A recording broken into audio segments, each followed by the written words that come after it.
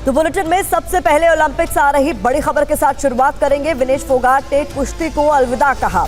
ये खबर सामने आई। विनेश ने सोशल मीडिया पर बाकायदा इसका ऐलान किया है कि उन्होंने संन्यास लेने का फैसला किया है। विनेश फोगाट ने सोशल मीडिया पर लिखा, मां कुश्ती मेरे से जीत गई, मैं हार गई। माफ करना आपका सपना टूटा है। ये तमाम बातें उनकी तरफ से कही गई। अलविदा कुश्ती 2001 से 2024, ये तमाम चीजें उन्होंने सोशल मीडिया पोस्ट पर लिखी हैं। आप सबकी हमेशा ऋणी रहूंगी, माफी।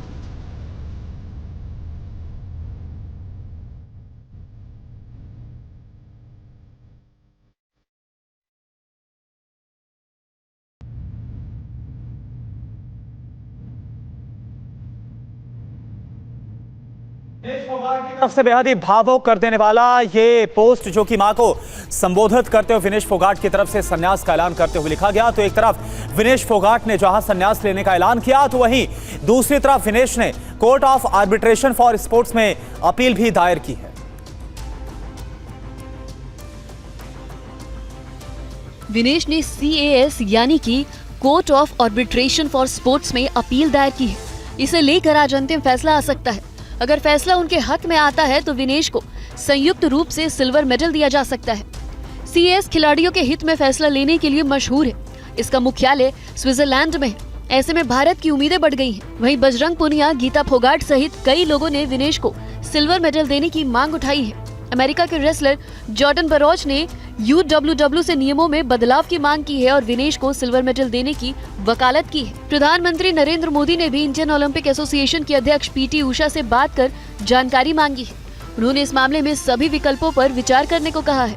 साथ ही इस मामले को पेरिस ओलंपिक समिति के सामने विरोध दर्ज कराने को भी कहा है। दरअसल विनेश फोगाट पेरिस ओलंपिक 2024 में बेहद करीब आकर मेडल से चूक गई।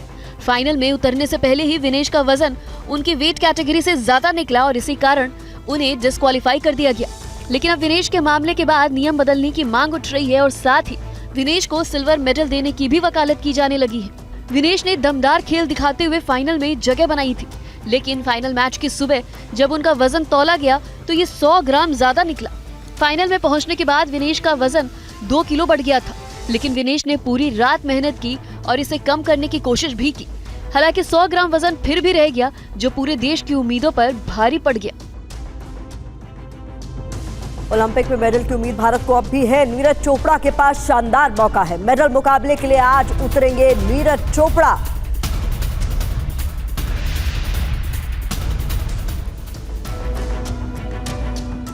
नीरज चोपड़ा ने क्वालिफिकेशन में दमदार प्रदर्शन किया था और पहले ही प्रयास में 89.34 मीटर का थ्रो कर फाइनल के लिए क्वालिफाई कर लिया था। नीरज ने टोक्यो ओलंपिक की तरह यहाँ भी कुछ सेकंड में फाइनल के लिए क्वालिफाई कर लिया, लेकिन इस बार पिछले ओलंपिक की तुलना में चुनौती अधिक कड़ी है। कुल 9 खिलाड़ियों में से 5 ने नीरज की तरह पहले थ्रो में ही फाइनल में जगह बना ली थी। नीरज ने ग्रुप A और B दोनों में टॉप रहते हुए फाइनल में प्रवेश किया और इस तरह एडेक्टर की चोट से जुड़ी चिंताओं को भी पूरी तरह से खारिज कर दिया। ये नीरज के करियर का दूसरा सर्वश्रेष्ठ प्रदर्शन भी है। नीरज को फाइनल में ग्रेनाडा के एंडरसन पीटर्स और पाकिस्तान के अरशद नदीम से कड़ी चुनौती मिल सकती है, जो सही समय पर फॉर्म में लौटे हैं। हालांकि पूरे देश को उम्मीद है कि नीरज चोपड़ा एक बार फिर से गोल्ड जीतकर इतिहास रचने में कामयाब होंगे। साथ ही आज भारतीय हॉकी टीम का भी मुकाबला देखने को मिलेगा। सेमीफाइनल में हार के बाद भारतीय हॉकी टीम आज शाम 5:30 बजे स्पेन से ब्रॉन्ज मेडल का मैच खेलने उतरेगी। वेटलिफ्टर मीराबाई चानू का पेरिस ओलंपिक में मेडल जीतने का सपना टूट गया है। मीराबाई ने देशवासियों से माफी मांगी। मैंने पूरी कोशिश की लेकिन चूक गई। ये मीराबाई चानू की तरफ से। तो मीराबाई चानू ओलंपिक की रेस से बाहर हो गई है और पेरिस ओलंपिक में मेडल जीतने का जो सपना है वो इसी के साथ टूटा है। हालांकि मीराबाई चानू ने देशवासियों से माफी मांगी और कहा कि मैंने पूरी कोशिश की है लेकिन मैं चूक गई।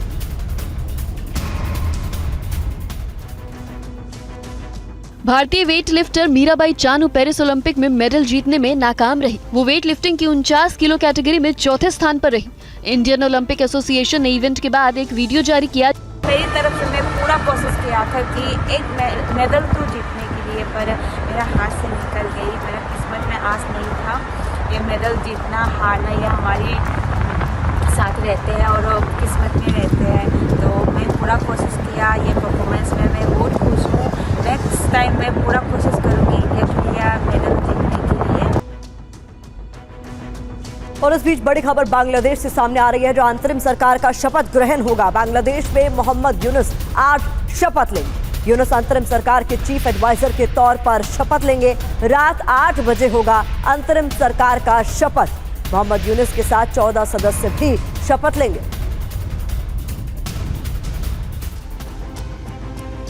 मोहम्मद यूनुस फिलहाल बांग्लादेश से बाहर है। आज दोपहर 2 बजे के आसपास वो बांग्लादेश लौटेंगे। रात 8 बजे बांग्लादेश की अंतरिम सरकार के चीफ एडवाइजर के तौर पर शपथ ग्रहण करेंगे। उनके साथ 14 और लोग भी शपथ लेंगे।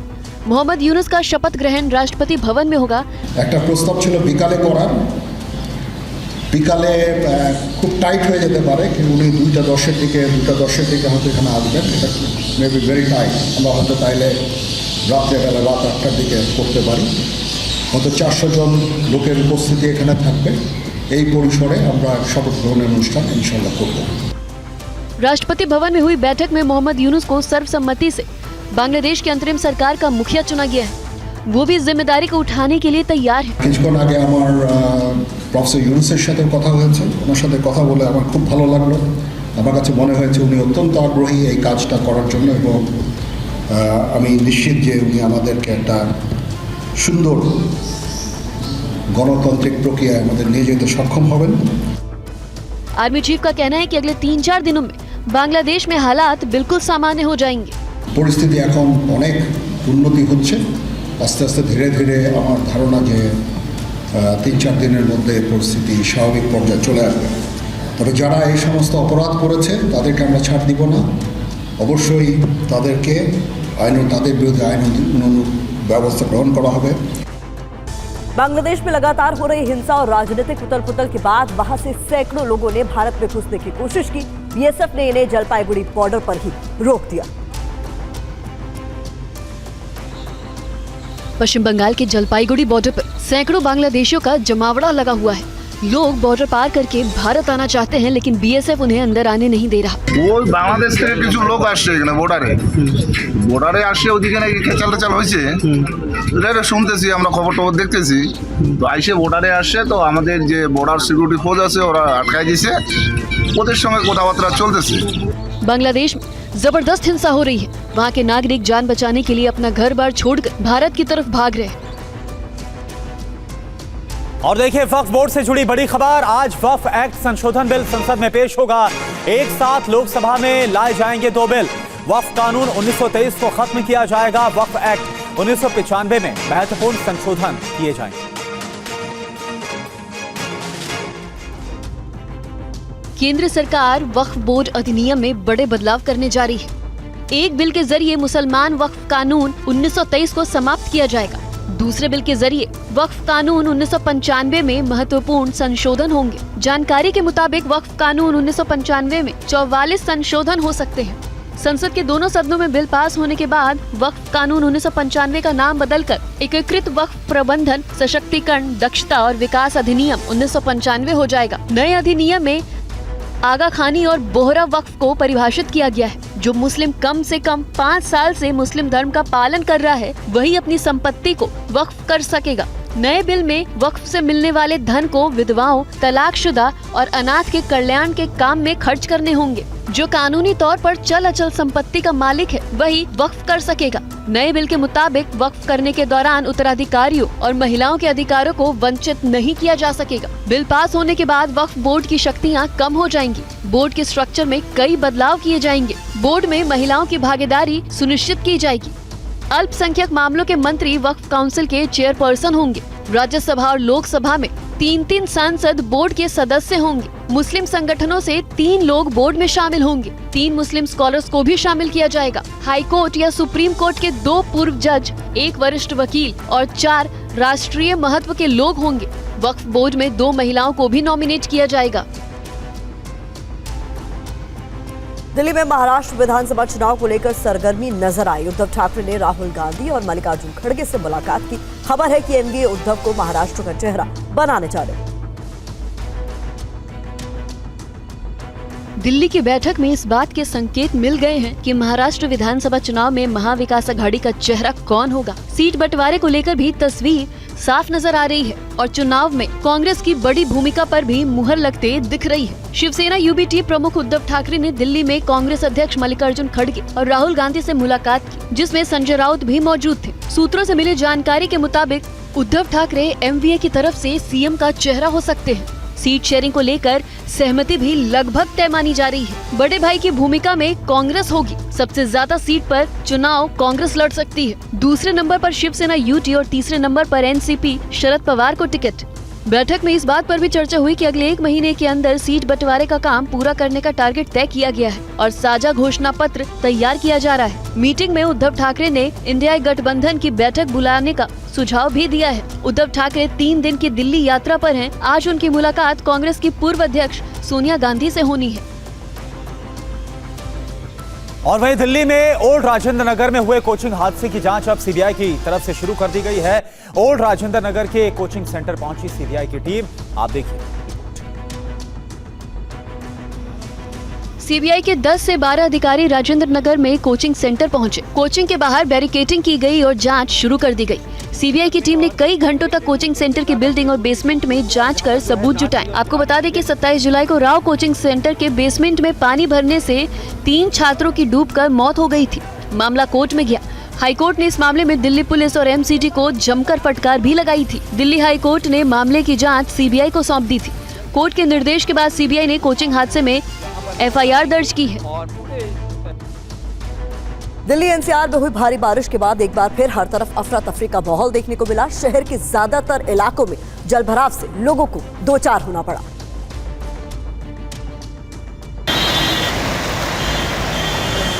दिल्ली और आसपास के इलाके में झमाझम बारिश होने से मौसम तो सुहावना हो गया है, मगर ट्रैफिक का बुरा हाल देखने को मिला। बारिश होने के कारण सड़कों पर जल भराव की स्थिति हो गई।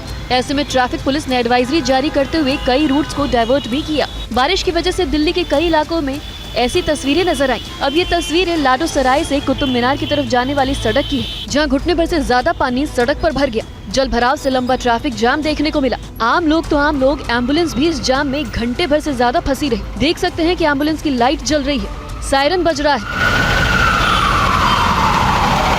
लेकिन उसे निकालने का रास्ता नहीं मिल रहा। जबकि एम्बुलेंस में मरीज है जिसे जल्दी अस्पताल पहुंचना है। एम्बुलेंस के सहायक ने बताया कि वो 1-1.5 घंटे से मरीज के साथ इस जाम में फंसा हुआ है। खड़े रहते हैं घंटे 2-2 घंटे ट्रैफिक पुलिस पर, रेड लाइट पे भी खड़ी रहो, कैसा भी पेशेंट हो, न तो एम्बुलेंस सायरन बजता रहेगा, आवाज देते रहेंगे, कोई निकलवाता ही नहीं एम्बुलेंस को। इधर उत्तराखंड की बात की जाए तो उत्तराखंड में बारिश के बाद हालात बेहद खराब है। बादल फटने की वजह से उत्तराखंड में सड़कों को भारी नुकसान पहुंचा है। आप देखिए इस रिपोर्ट के साथ। सड़क बहने की वजह से केदारनाथ धाम यात्रा रुकी हुई है, जिसे खोलने की कोशिशें भी जारी हैं। सोनप्रयाग में नेशनल हाईवे की टीम सड़क को बनाने में जुटी है। पहाड़ों से गिरे हुए पत्थरों को जेसीबी से हटाया जा रहा है। 31 तारीख को बादल फटने की वजह से सोनप्रयाग और गौरीकुंड के बीच करीब 1.5 किलोमीटर सड़क बह गई थी, जिसे पोकलैंड मशीन के जरिए खोलने के लिए काम जारी किया गया है। इसके साथ ही सोनप्रयाग पुल के पास जो सड़क क्षतिग्रस्त हो गई थी, उसका पुख्ता निर्माण कार्य भी शुरू कर दिया गया है। फिलहाल रेस्क्यू टीम ने केदारनाथ से छोटी लिंचोली तक सड़क को पैदल यात्रियों के लिए खोल दिया है। बात उत्तराखंड की कर लेते हैं। यहाँ भारी बारिश की वजह से नदियां उफान पर है। ऐसे में उत्तरकाशी में भागीरथी नदी के टापू पर एक गाय फंस गई।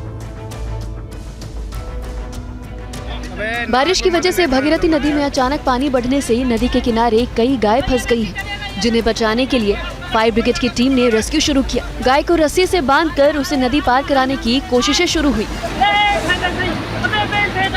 गाय जैसे ही नदी में आगे बढ़ी, पानी का रफ्तार इतना तेज था कि वो बहने लगी। फिर नदी के दूसरे किनारे बैठ फायर ब्रिगेड की टीम गाय को बाहर खींचने लगी। रेस्क्यू टीम की कोशिशों के बाद नदी के दूसरे किनारे फंसे गायों को बाहर निकाला जा सका।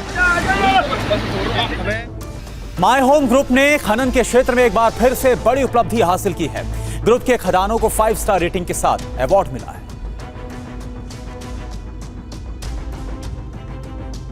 My home industries private limited जो कंपनी है जो इसे ऑपरेट करती है, राष्ट्रीय स्तर का ये सम्मान माय होम लाइमस्टोन माइन और my home industries private limited को लाइमस्टोन माइन के क्षेत्र में बेहतरीन काम करने के लिए मिला है।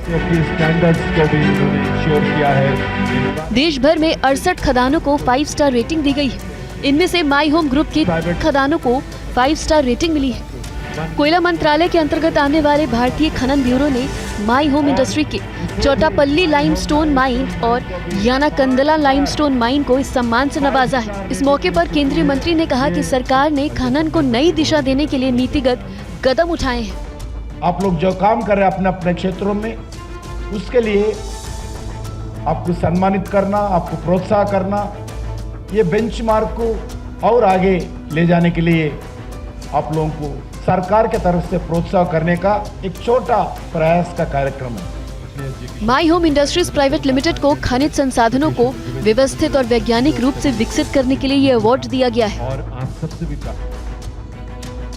माई होम लाइमस्टोन माइंस को यह अवार्ड कई पैमानों पर परखने के बाद मिला है, जिसपे कंपनी सरकार के तय मानकों पर खरा उतरी है।